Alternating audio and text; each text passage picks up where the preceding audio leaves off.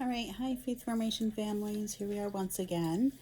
I, like a lot of you, more than likely are pondering some of the implications of some of the restrictions we now find ourselves in the state of New York.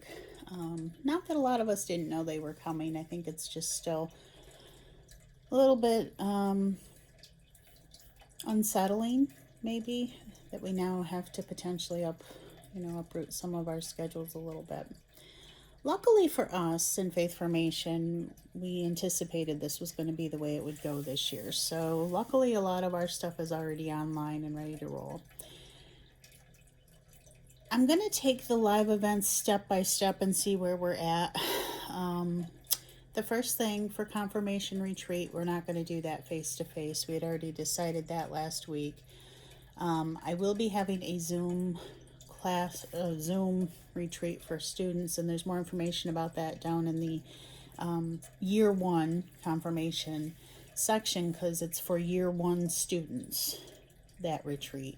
And that's people that are enrolled in the grade 8 class, as well as Catholic school kids that are just joining us for immediate prep for year one. It's not for year 2, it's for your first year in confirmation. So if you know people that may or may not be checking the newsletter, if you could just let them know, that information is below. I will be sending out the Zoom link separately to families that it pertains to, so that we don't have a lot of people signing on that aren't supposed to be. You'll notice too, for K through 5, December 1st, we will have a Zoom class, and we are going to handle that differently because each of our catechists is going to have a private Zoom account. Private in the sense that you will no longer have to log in and then be broken up into breakout rooms, because it's been so time consuming. We think this is going to be the better option. So we're going to have a direct link to a direct classroom from December 1st onward, with the exception of maybe 2 or 3 classes that might still be logging in a general classroom, but it'll at least be much easier than trying to break off 6 different classes. So we're going to give that a try. The information for that will be coming out in the newsletter when we're ready to do it. So you don't have to worry about that for a while till after Thanksgiving anyway. So don't worry about that. The live events in December were also, the Light of Hope ceremony is going to be changed. There's a few differences. We'll deal with that too as we get closer to it. Because a lot of it is just going to depend on where we're at with the rate of infections, etc.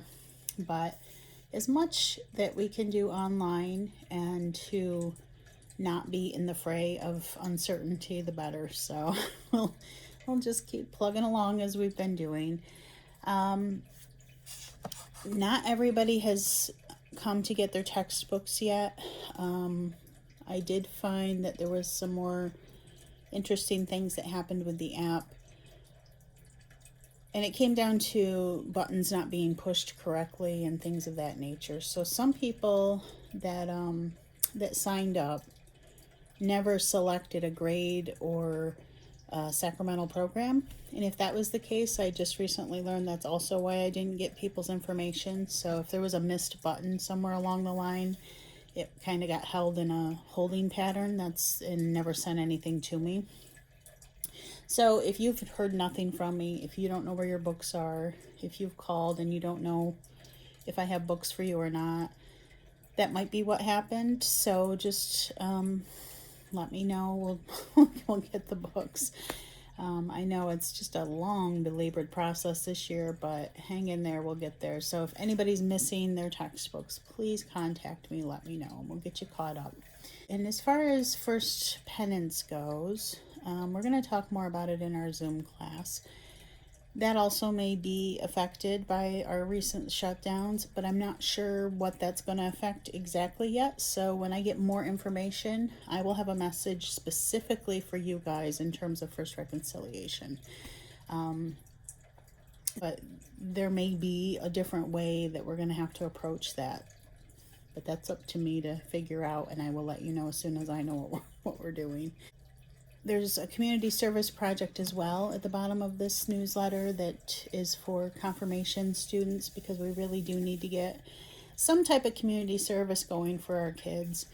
And I think this one's a really fun, easy, safe one that, I'm trying to make them all safe, obviously, but this one can be done right from home. And even if I get more than 20 kids that sign up for it, we'll do it. It's really just making Christmas cards for the elderly so that we can send them some encouragement through the winter time during this season.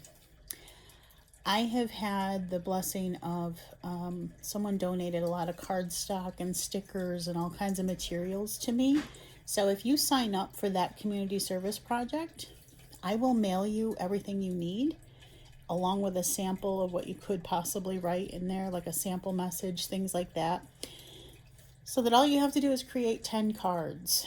And it'll even have a return envelope to mail back to the parish office so that we can deliver them to the nursing homes. You won't even need to address them or anything. You just, leave them in the envelope. All the instructions will be in the packet. So if you sign up for it, I will send it to you right away. And then you send it back, hopefully before December 12th, so that we can deliver them the week of Christmas to nursing homes, so that they can put them in people's mailboxes and give them time to, I think they hold them for 48 hours after disinfecting them. So that's what we're working on. And it's a real, I don't want to say easy, but it's a simple way to get some community service hours that won't be as stressful as maybe, being out in public at all. A special thank you to those who showed up, not only for the Saint celebration, but for sorting groceries.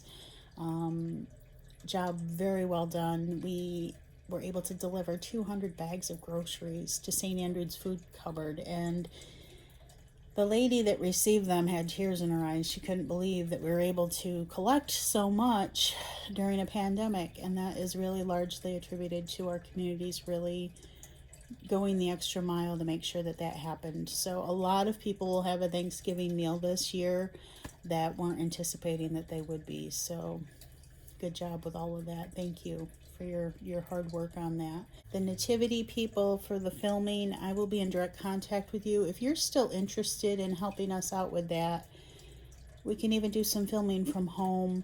Please send me an email if it's something you'd like to help us with. We do want to start production and splicing the film the first week of December. But if we can get some people filmed, even from home, if we tell you what to do, and we can have you pick up costumes in a drive-through fashion so that you don't feel like you have to be around public, I'm willing to go in any direction. I do still need angels and shepherds. We're in a bit of a vacancy for those, so if we could do that, that would be great. And that's real simple.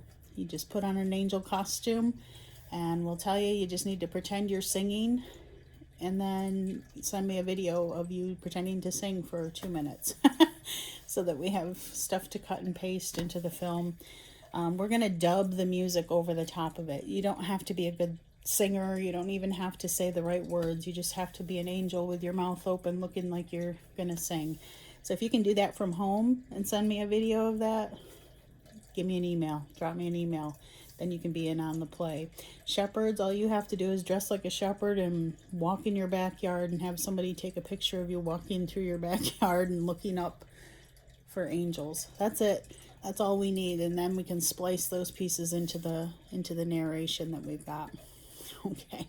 And some of you are signed up and I've connected with you, and you've got your parts and you know what you're coming in for on Thursday. But like I said, we still need angels and shepherds, so if you're interested in that, email me. Okay? All right, I promise that's it this time. Have a great week, everyone. Stay safe. Don't worry, we're going to get through this. We're just going to keep plugging through. We'll be okay. God's with us. Take care, everyone. God bless.